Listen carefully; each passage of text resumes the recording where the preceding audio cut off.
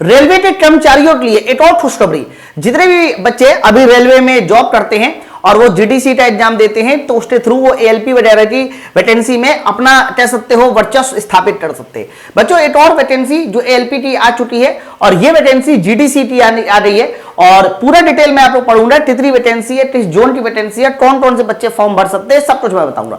सबसे पहले तो आप ये देख पा रहे हैं यहां पर वेस्टर्न रेलवे की बात की गई है। बच्चों अगर मैं पूछूं वेस्टर्न रेलवे में कितने बोर्ड आते हैं तो ध्यान रखना वेस्टर्न रेलवे में 3 बोर्ड आते हैं। उनमें से हमारा एक मुंबई बोर्ड आ जाता है, मुंबई के साथ साथ अहमदाबाद आ जाता है, अहमदाबाद के साथ साथ एक और बोर्ड आता है जिसमें आता है भोपाल।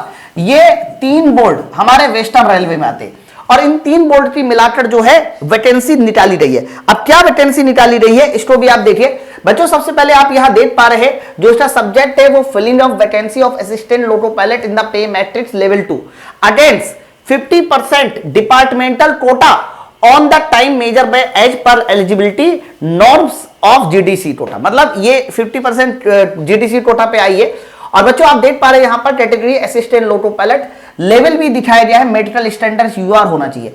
यहां पर जनरल की वैकेंसी 59 है, एससीटी 24 है, एसटीटी 12 है और टोटल वैकेंसी हमारी 95 वेस्टर्न रेलवे के लिए।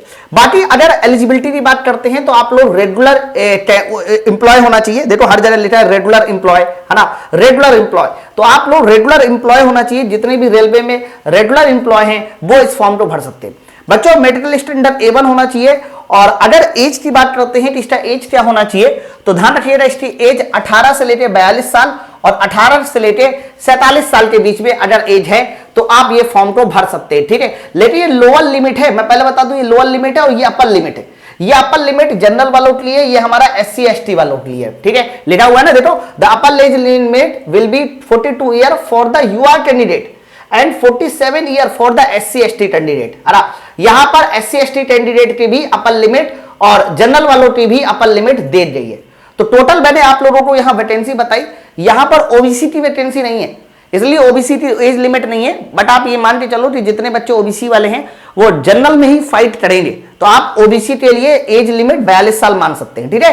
बच्चों अगर हम लोग यहां पर इसके सिलेबस की बात करते हैं तो जो ओपन भर्ती में CBT 2 का सिलेबस आता है यानी 100 क्वेश्चन प्लस 75 क्वेश्चन आप देख पा रहे हैं। तो procedure for computer based test, अब आप देखो 2.5 घंटे का पूरा पेपर हो रहा है, 175 क्वेश्चन। इसमें से पार्ट ए होगा 90 मिनट 100 क्वेश्चन और पार्ट बी होगा सर पार्ट बी होगा हमारा कितने क्वेश्चन, वो हमारा 60 मिनट मिलता है 75 क्वेश्चन, ठीक है।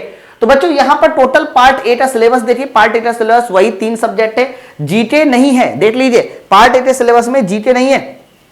क्या है सर, मैथ है पूरा, इसके बाद हमारा रीजनिंग है पूरा और बेसिक साइंस में मैं आपको बता दूं जितने बच्चे जीडीसी एग्जाम की तैयारी कर रहे हैं आप इसको नोट डाउन कर लीजिए। पिछले 2-3 दिनों से मैं जीडीसी का पेपर सॉल्व कर रहा हूं और आज भी मुझे जीडीसी का पेपर सॉल्व करना है। जीडीसी के 50 क्वेश्चन जो बेसिक साइंस के पूछे जा रहे हैं उसमें से 12 से 13 क्वेश्चन सिर्फ और सिर्फ ड्राइंग के पूछे जा रहे हैं। विश्वास मानिए 12 से 13 क्वेश्चन ड्राइंग के बहुत ज्यादा है ना। तो ये पूरा बेसिक साइंस का सिलेबस है और आप ये कंप्लीट सिलेबस जब पार्ट ए हो जाएगा तो पार्ट बी भी है 60 मिनट 75 क्वेश्चन और पार्ट बी में ये जितनी भी आपके सामने ट्रेड लिखी है ये सारी की सारी ट्रेड एलिजिबल है। तो आप इनमें से अगर किसी भी ट्रेड से है तो आप सब लोग ये वाला फॉर्म को डाल सकते हैं। बच्चों मैं आज शाम के 7 बजे भी मुझे जीडीसी का ही पेपर सॉल्व करना है। मेरे पास बच्चे भेजते रहते थोड़ी जीडीसी की तैयारी करने वाला एकमात्र इंस्टीट्यूट हमारा पाठशाला रेलवे। तो अगर आप भी एएलपी के इस फॉर्म को भरने जा रहे हैं तो आप पहले ये किताब ले लो। ये बेसिक साइंस की बुक है जिसमें मैंने बेसिक साइंस बहुत अच्छे से पढ़ाया है और इसमें पढ़ाया है। आप बोल रहे हो पढ़ाया कैसे, अरे यार इस किताब के साथ आपके क्यूआर कोड लगे हैं और क्यूआर कोड लगने के साथ साथ आपको वीडियो लेक्चर भी मिलेंगे। आप देख पा रहे हैं इसमें मैंने इंजीनियरिंग ड्राइंग बहुत कायदे से पढ़ाया। आप सबसे पहले इसका इंजीनियरिंग ड्राइंग ही पढ़िए। तो आप सब लोग ना एक तो ये किताब ले लीजिए अपनी तैयारी के लिए और किताब के साथ साथ आप हमारे जीडीसी के गारंटी बैच को भी ज्वाइन कर सकते हैं। जीडीसी का गारंटी बैच ज्वाइन करने के लिए माई पर्सनल एप्लीकेशन डाउनलोड कीजिए और इस नंबर पर फोन करके आप हमारे गारंटी बैच को ज्वाइन कर सकते हैं। देखो और कुछ पढ़ो या ना पढ़ो, पढ़ना तो वैसे सब चाहिए लेकिन फिर भी आपको लगता है कि मेरे पास समय थोड़ा कम है तो बेसिक साइंस जरूर पढ़ लीजिए। बेसिक साइंस की जो मैंने अभी आपको किताब दिखाई इस किताब को ऑर्डर करने के लिए आप इस नंबर पर फोन कीजिए, है ना। ये नंबर हमारे बुक के लिए है और ये हमारे गारंटी बैच जो चल रहा है उसके लिए जीडीसी के प्रीवियस ईयर पेपर के सोल्यूशन के साथ प्रीवियस ईयर का पेपर सोल्यूशन भी मिले रहेगा। ये सोल्यूशन के साथ आप इस बैच को ज्वाइन कर सकते हैं। तो एक इन्फॉर्मेशन थी, और जीडीसी वाले बच्चों के लिए 95 वैकेंसी बहुत है यार। आप पता है सिर्फ 100 में से 40-45 नंबर भी लेके आ जाते हो, तो आप ये मान के चलो कि इतना ही नंबर आप लोगों के लिए काफी ज्यादा है। ठीक है, तो चलो फिर हम लोग मिलते हैं अपने शाम के 7 बजे वाली क्लास में। देखना ना भूलना, शाम के 7 बजे मुझे जीडीसी का फिर से एक पेपर सॉल्व करना है, बेसिक साइंस एंड रीजनिंग का। ठीक है, चलो फिर मिलते हैं हम लोग नेक्स्ट वीडियो में। Thank you very much.